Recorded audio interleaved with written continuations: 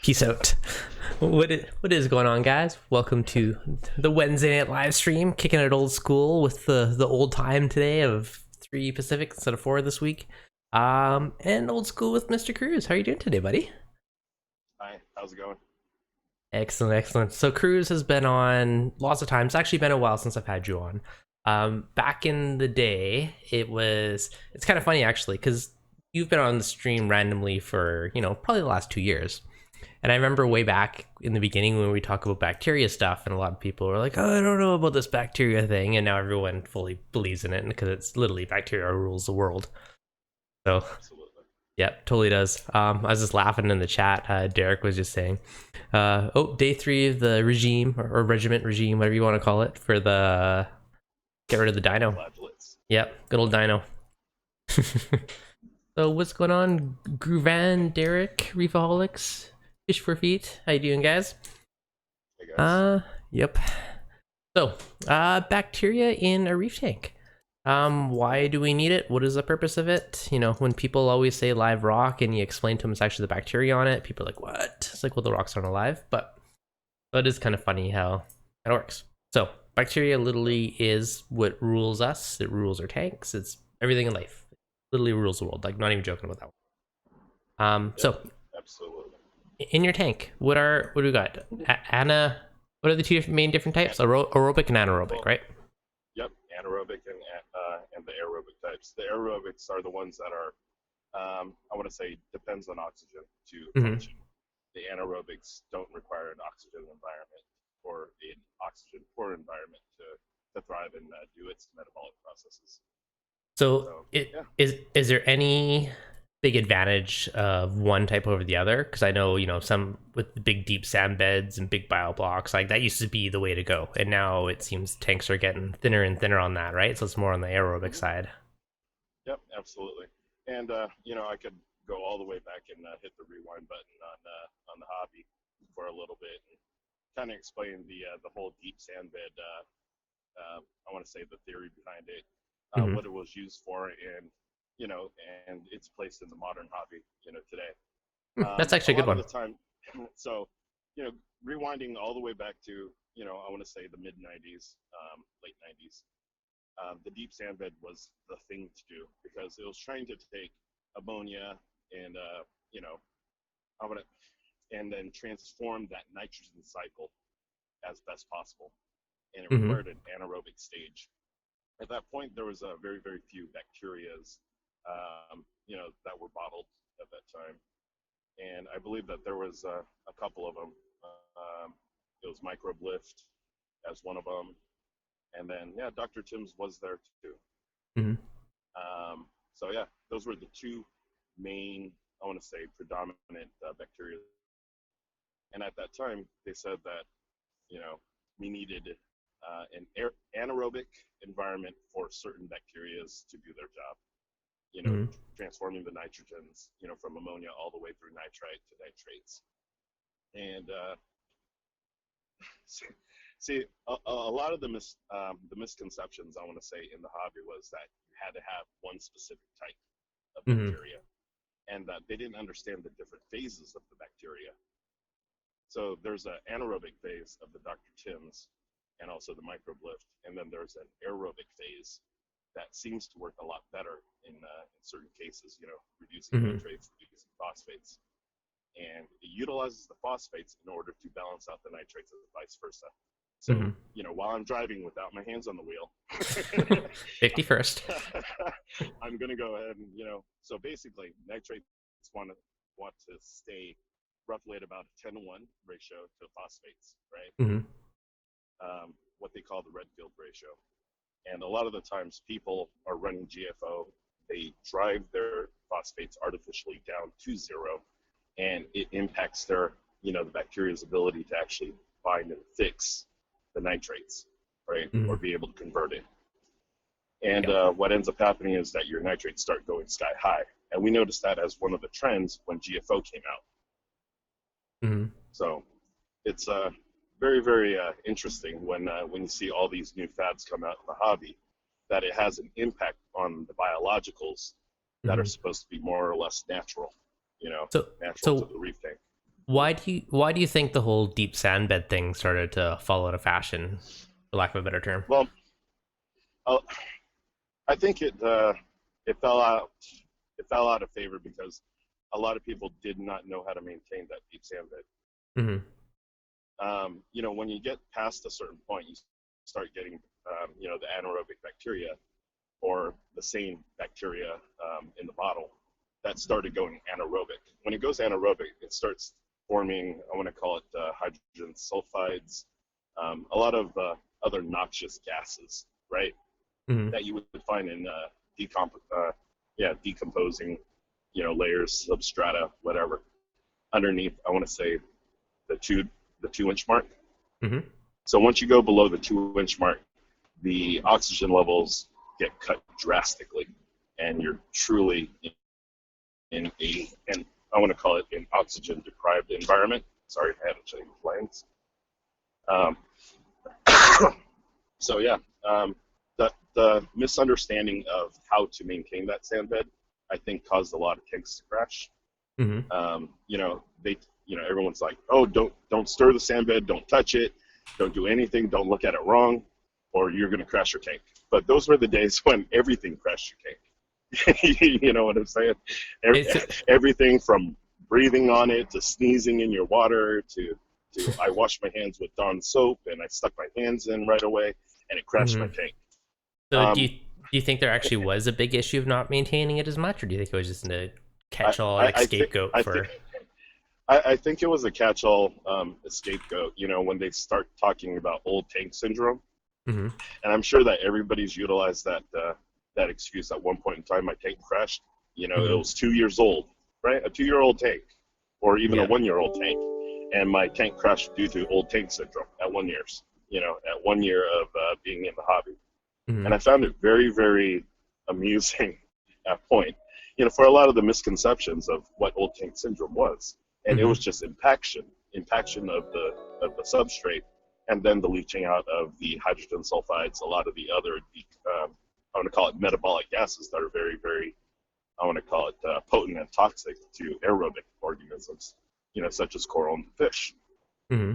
So every once in a while, what happened in the deep sand bed is that it would release the methane, the hydrogen sulfide that was trapped in a bubble form underneath that deep sand bed. When you disturbed it, you released a lot of it back into the aquarium water, and a Hmm. lot of it is already water soluble.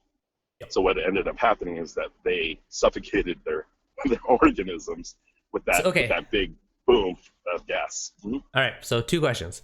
One, Yeah. if that sulfate's already in your sand bed, why wouldn't it just Mm-hmm. absorb into the water? How would it let the bubble come up have more Well, of an impact than it just remember living down there? Well, I mean, remember, bacteria likes to form like a film layer, right?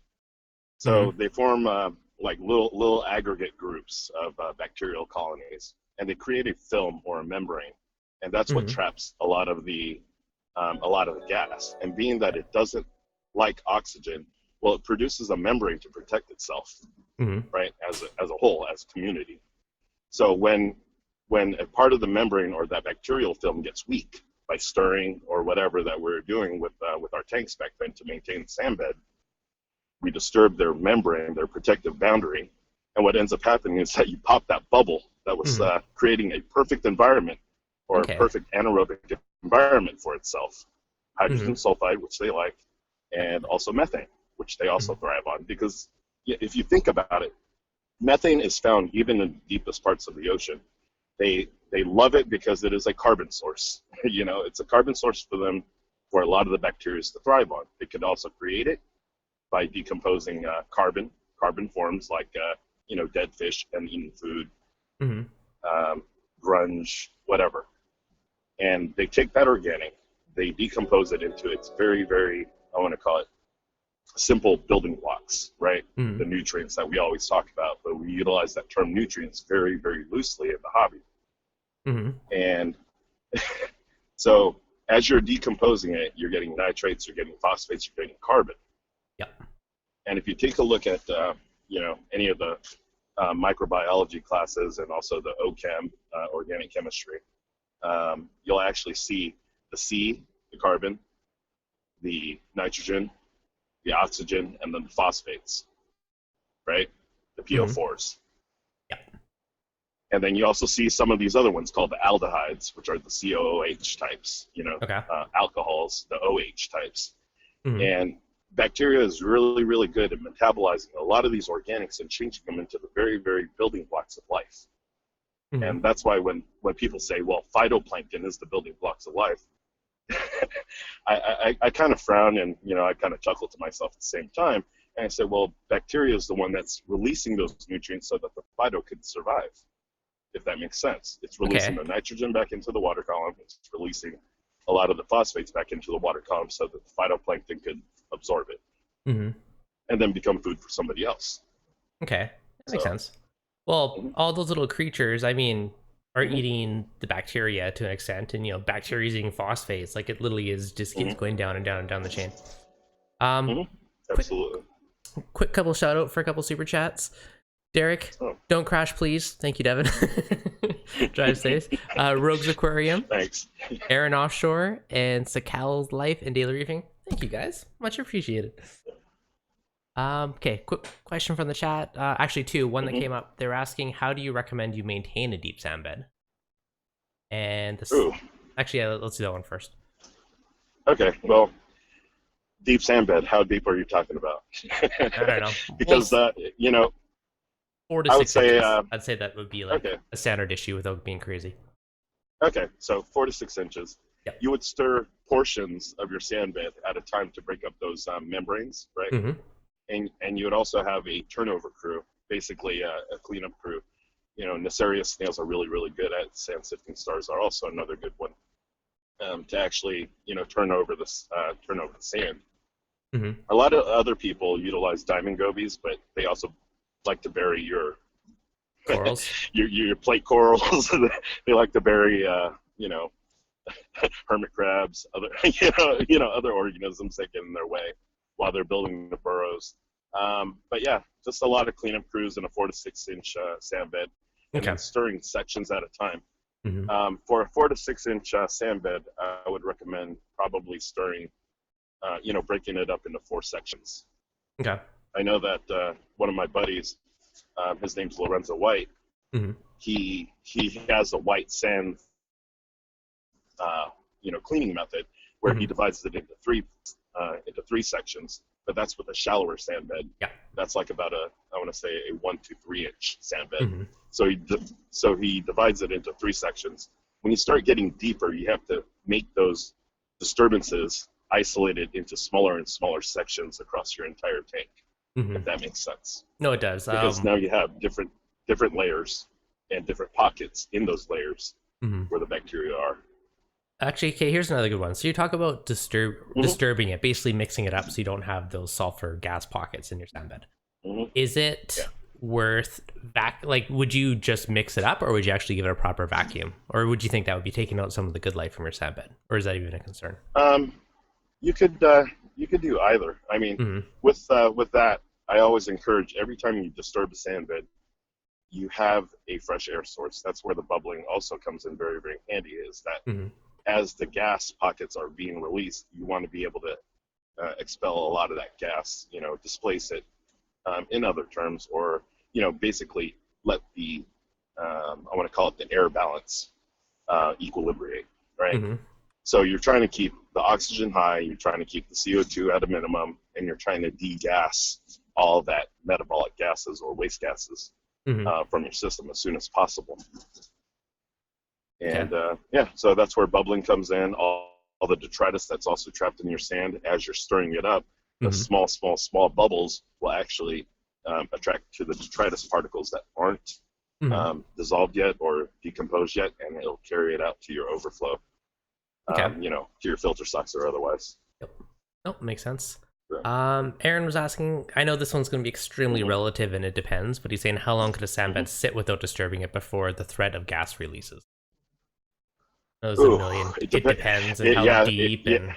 Well, I want to say one of the biggest ones, and a generalization would be, it depends on your bio load. If you're feeding heavy, you have excess food, you have excess I want to say organisms that are also putting waste products back in, like heavy fish load, heavy hermit crabs, cleanup crew, whatever. Those type of macroorganisms. If you have more of those, the sand bed would tend to get fouled up a lot sooner. Mm-hmm. Okay, Um, makes sense. so so that's one of the things that I would watch out for is, what does your macro bio load look like? And then also, on the flip side, you also have to take a look at your micro bio load, which Mm-hmm. is all your bacterias again, Okay, okay. and see Here's whether or actually not those are in balance. Yeah. here's a good one because I have mixed opinions on this one, so I want to see what you say. Okay, so Okay. Derek said never put a sand sifting star in a tank ever again. Eats all of the good. What do you think on that? Once again, it depends. It depends on what type of bacteria and how much sand bed you actually have. Okay, because I know. Because if you have yeah, go ahead, go for it. Oh, who was it? I can't remember who it was. I had someone on the stream, and they were so against it. And then but I had one in my tank for ages, and my tank looked great. So I was just like, Mm-hmm. doing his job. Yeah. All I care about is some weight sand bed. Yep, he's So, healthy. He has all his legs. He's not yeah. decomposing. No, I think the Yeah. argument is that So, they'll eat all the good life out of the sand bed. But oh, absolutely. But I mean, you see how slow they move, mm-hmm. and it's not like they're just sucking up all the bacteria in the entire tank, Mm-hmm. because bacteria multiply very, very rapidly, right? Mm-hmm. So in a 24-hour period, it should already multiplied tenfold, So it's not and even an then after issue. another 48, it's about 100-fold, So and don't after do it in a another nano, but a reasonable sized tank. It's not an issue. correct, and Okay. and to not have more than what the tank would allow for. So Mm-hmm. whatever your bio load is, if you have one sand sifting star in say a 55-gallon tank, you should be Yep. fine. Okay. Okay, now I've had about 3 different people ask what your thoughts Mm-hmm. are on UV in a tank, and is it an issue? Is it good prevention? Do you worried about it killing all the bacteria in the water column, or what's your thoughts? Okay. UV. I've been asked this many, many times. UV is non-discriminatory in what it kills. Mm-hmm. It depends on also your flow rate, right? So depending on your flow rate, it can, I want to call, gosh, this one's going to be touchy. I'm trying to be all PC. If you have a very, very slow flow rate, as recommended, Mm-hmm. the UV will kill a lot of the organisms that go through its channels. Mm-hmm. So even all the way to a small copepod, it could fry them basically, and cause them reproductive issues, so on and so forth. It won't No be more able to baby friggin' copepods. molt correctly. No more baby copepods. The bacteria in the water column that once again, if it goes through there and you're at a higher turnover, you may get some that survive, Mm-hmm. depending on the turbidity of your water. And Mm-hmm. when I say turbidity, I'm talking about the cloudiness of the water. Okay. So UV was meant specifically when I saw them come out with it a long time ago. It was probably, I want to say, the early 90s. Mm-hmm. The early 90s when they came out with the turbo twists, all that. And it was mainly used for green algae outbreak, green water. Yeah. And yeah, so basically single cell algae, they pass through the UV, they get sterilized, they die, Mm-hmm. they're done. Yeah. But then other people started saying, well, they're good for the Ostreopsis type of dinos, that take to the water. But once again, Mm-hmm. it's how slow the flow is going, and also the dwell time, that really, really make an impact. When you have the UV on and you're trying to induce a bacterial bloom, especially for the dinoflagellates regimen, it will kill the bacteria Mm-hmm. that's on the glass until the glass gets dirty. Yeah. When the glass gets dirty inside the UV, well, it's no longer strong enough, nor is the UV light exposed to what you're trying to kill. Mm-hmm. So maintenance of a UV lamp is very, very important when you're trying to fight dinoflagellates and or get rid of a lot of that green water. Mm-hmm. So UV has its place. Yep. It was never meant to run 24/7. Mm-hmm. It was only meant for severe cases of green water and, and then now Ostreopsis dinoflagellate, the dinoflagellates. Mm-hmm. So the very, very stringy ones that take to the water at night. Okay. All right. So now speaking of dino, this one just came up. He says, I'm on day 3 of the regime, whatever you want to say. He goes, lots of bubbles seems to be irritating the Yep. coral. Should I be concerned? Can you explain the bubbling method to everyone? We have really good streams on that. But if you want the quick and dirty, we'll see what we got. What do you got, Cruz? Absolutely. Yeah. So basically, you know how when you're washing your hands, you rub them together. Well, corals don't have hands, so they like to pull in a little bit as they're sliming off. The less polyps extended out during the bubbling time, allows the slime coating or the excess mucus to come off of the coral a lot easier. So yeah, right now it's going to seem irritated, but this is the time that a lot of the corals clean themselves, especially in nature where we see a lot of tidal zones, where we see the influx of the waves going in and out across the crest of the reef.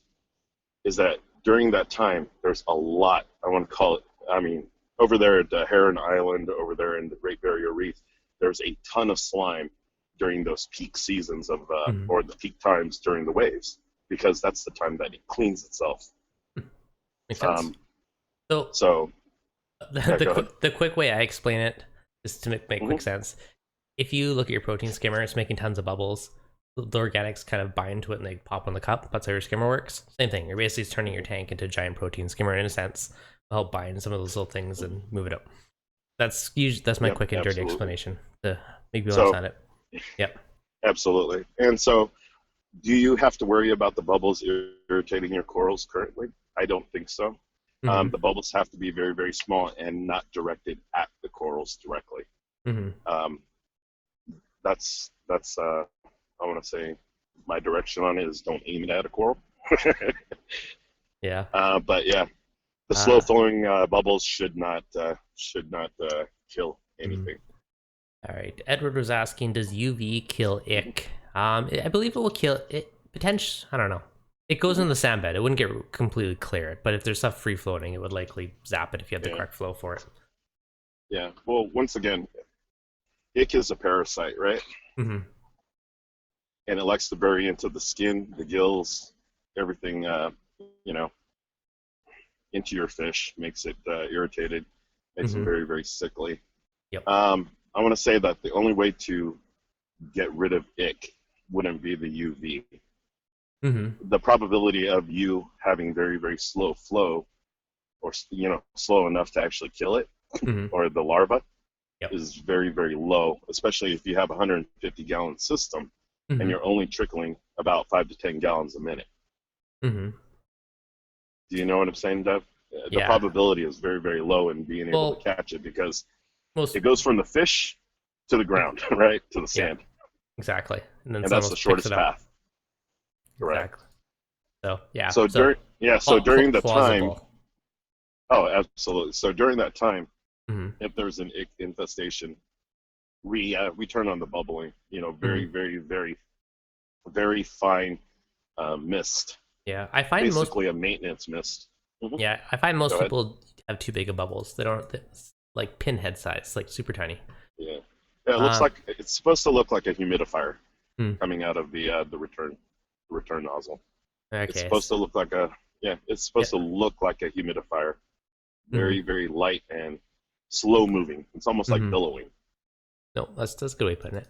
Does UV sterilizer called HLLE on tanks? I do not think so. I don't think I've ever seen that attributed. Does. Yeah, Causes it? No. Fixes it. Fixes it. I was like, interesting. Yep. Can I use UV on the Triton method? I don't see why not. Can't see they're being related. On the Triton method. Yeah, I don't see why it'd make a difference. You're fine. Yeah, I don't see why either. Okay. So Now, one comment someone asked earlier too. I know there's lots of bacteria products you can add to the tank. You know, most of them are liquid Hmm. based. Someone was asking about the gel ones. I know that Hmm. ones can be. I've never used it, so I can't fully say. But Yeah. a little bit of me wonders like how well bacteria can live inside of a little gel pack and still like come out. Like I'm sure there's some, but I don't see it as being as effective as a liquid one. But Yeah. I mean, it's almost how do you say it? The solubility changes based on temperature and also mhm, pH, and then also the water movement across it. So I wouldn't say that it's very, very inconsistent mhm, than just liquid disbursement of it. One of the reasons why I never, fed into the fad of getting a gel type of bacteria is that you have to wait for it to dissolve, you have to wait for it to react, you have to wait for it to come up to temperature, et mhm, cetera, et cetera.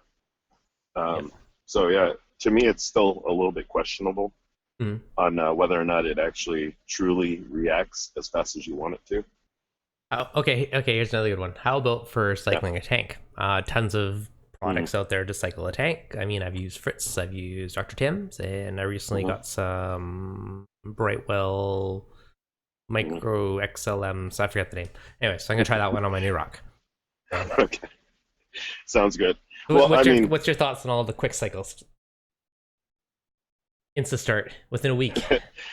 it can work if Mm-hmm. you load up your system as soon as you cycle it. You load Yep. it up with bacteria and then you load it up with bioload. Mm-hmm. So fish, et cetera, et cetera. But then also you need to remember to aerate, Yep. right? Because a lot of them are more aerobic and they're more active when they're aerobic Mm-hmm. than they are with depressed pH, et cetera, or high CO2. Mm-hmm. So let's see. There is a time and a place for everything, right?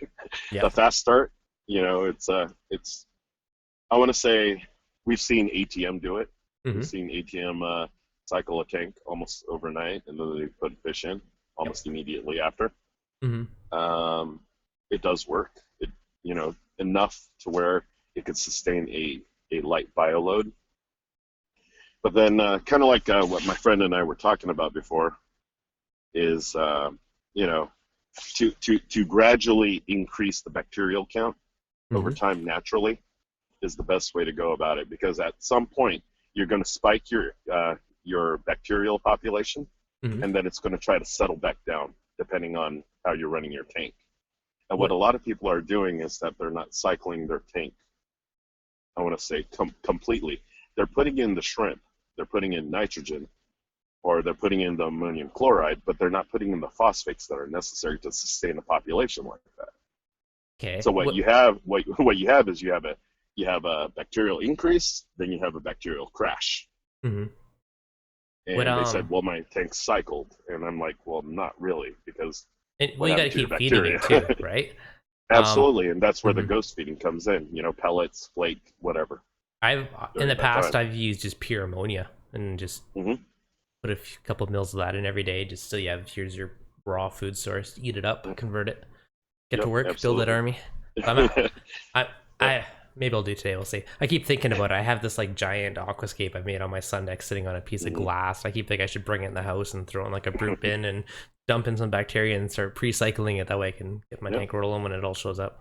Yeah. But And also, just like in the dinoflagellates regimen, I noticed that a lot of people were having a problem developing that bacterial bloom. mhm. Now, That should have happened during the cycle, the initial cycle of the tank. Mhm. should they have a bacteria bloom? Yes.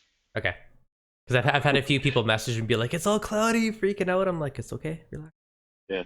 So Yep. the thing is that the only thing I would say the key thing to watch out for during the bacterial bloom is the pH based on Mm-hmm. your alkalinity.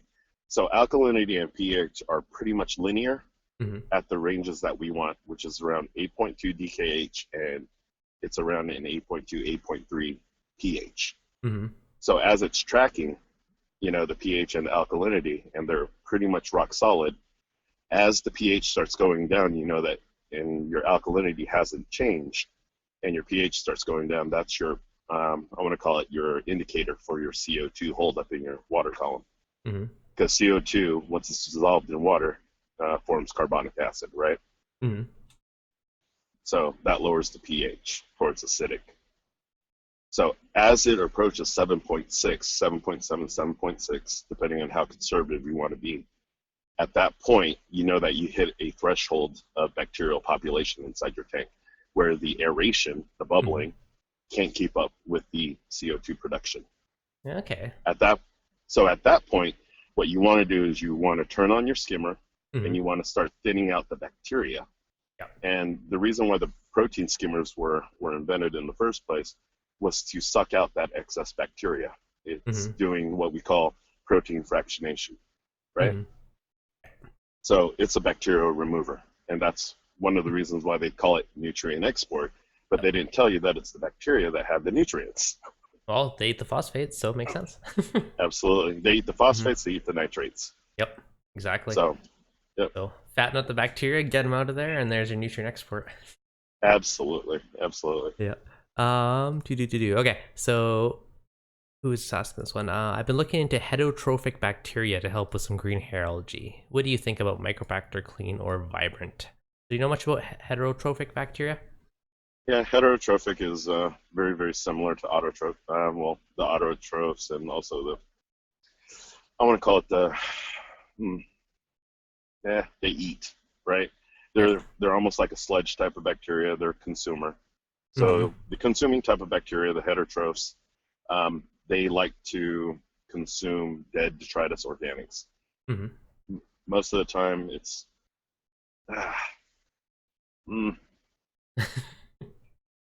yeah. Yeah, it's a trickier one. Yeah, it could, but you have to, once again, you have to deplete your nutrients, which also runs the risk of causing additional problems. So you have to be very, very careful when you're doing the whole nutrient balance dance. So just dumping in a bunch of heterotrophic bacteria into a tank without knowing, what the total volume is, what you're actually trying to do, and knowing how to back out of it. That's why I'm like very, very hesitant. So I do low and slow. Yeah, go low, go slow. I do have, or Elegant Corals does have a green hair algae removal regimen as well as the dinoflagellate regimen. It's also on our page. I'll go ahead and send you the link, Dev, on that. It's basically the same regimen as the dinoflagellates regimen, except it's a little bit more controlled. Okay.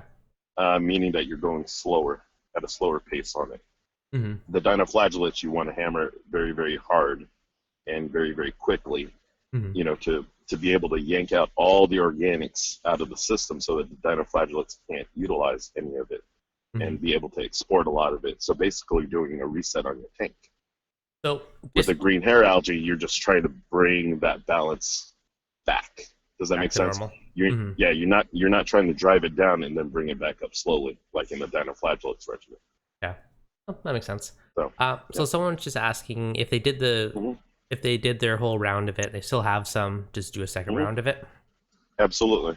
Yeah. Doesn't hurt anything. Just remember to keep fresh air bubbling coming. Dev knows about that topic very, very well. He's got a couple of live streams on it. But yeah, the fresh air basically equilibrates the CO2 concentration in your tank to around 400 ppm to about 350 ppm, depending on how good your air quality is outside. And everyone keeps they have asked me, and I'm not sure whether or not you've tested this, Dev, but the inside of your house, do you have a CO2 snifter or like a gas tester? I do have a gas tester. I don't know if it does CO2, but it does like natural gas and all this stuff. Oh, look. Maybe.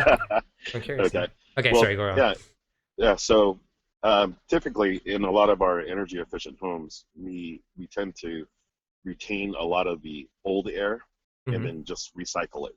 There's no dedicated outside air, or what we call a DOAS unit, dedicated outside air unit. And we end up keeping a lot of the CO2 trapped inside our house all winter and also during the summers.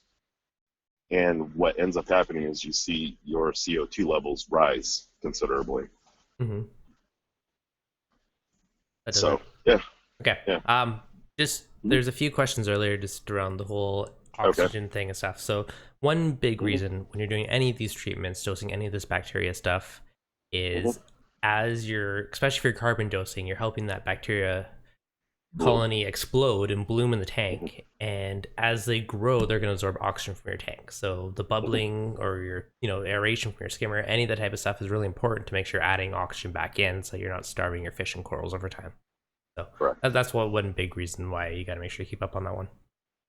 Absolutely. And also, during that time of the bubbling or the micro bubbling, you want to keep the wave makers away from the top of your surface from disturbing it, because oxygen has a harder time staying inside the water column than CO2 does. Mm-hmm. And if your house is already saturated in CO2, You might be adding those wave more. makers are only, yeah, it's adding the CO2 back in and degassing the O2 out. So, Didn't consider that, but I know back uh, when the planted tank days, I would have my mhm, wave makers all myself lower so that it disturbed the top yep, less, so I keep my CO2 in longer. correct, correct. Yep, those plants So, growing. in a reef tank, it's just the opposite, the corollary. It's Mm-hmm. just the polar opposite of it. It's the yin and the yang. Mm-hmm. So you have a planted tank that you're trying to keep the CO2 in, and then you have a reef tank that you're trying to drive the CO2 out. I know, it's funny, eh? So, yeah. Yeah, there you go. All right, so Cruz from Hmm. Elegant Corals. So if you guys don't know, I did paste the link in the chat, so go check her out if you haven't been on there. Little website revamp I'm seeing. Yep. Yep, beautiful. Yep. Yeah, I know you've been sitting in your driveway for a while, so I won't keep you too much longer.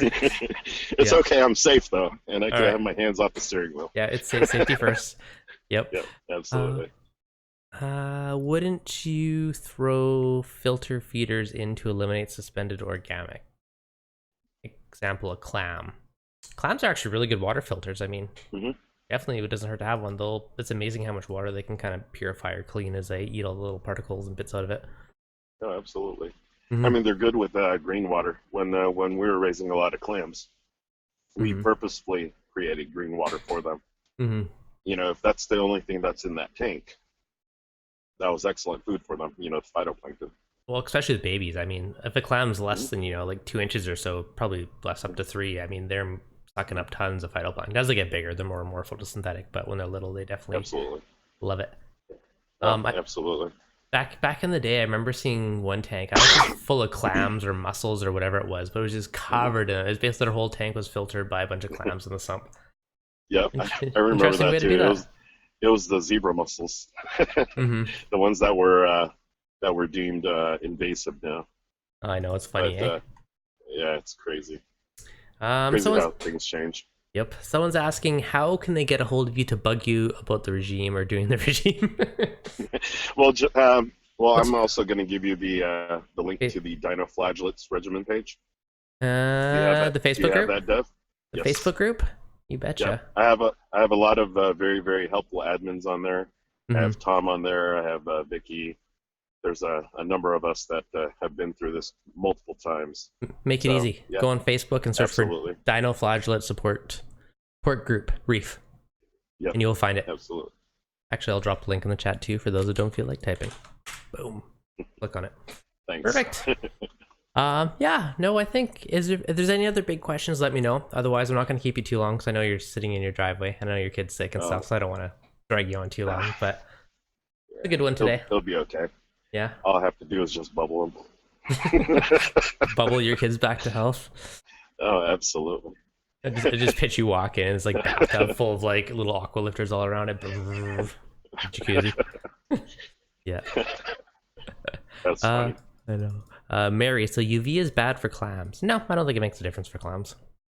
No, it shouldn't hurt them. Sterilizes their food a little But more. you do have to also realize that that UV does produce a little bit of ozone. Okay. So depending on how strong your wattage is for Hmm. your UV lamp, you can actually produce ozone. Which too much could be trouble, but I'm sure Hmm. I can't see it producing enough to be harmful though, just a little bit. But Well, if you have it oversized like everybody else has, yeah, fair. the Okay, more the better, right? The more the better. UV less is more. Don't overdo it. Or not Yes. UV, sorry. Ozone. Ozone, yes, Just enough to get that crystal clear water. Don't go crazy. absolutely. That and bubbling. And bubble. Yep, There you go. Got it yep. all. Got it all? Absolutely. All right, buddy. I'm gonna let you go because I know you're home. Thanks. So thank you for coming on today. Everyone that's in Thanks the for chat, having me. anytime. We're gonna have you some more. We got some good stuff we're gonna dig into in the future. Okay. I got a quick shout out to, we got Derek, Rogues Aquarium, Aaron Offshore, SoCal Life, and Daily Reefing. Thank you guys for super chats. I appreciate it. Cruz, thank you, sir. And we're gonna chat later and dig in some more stuff. All right, All right, guys. sounds good. Hopefully you enjoyed it. Have a wonderful All right, have a good night.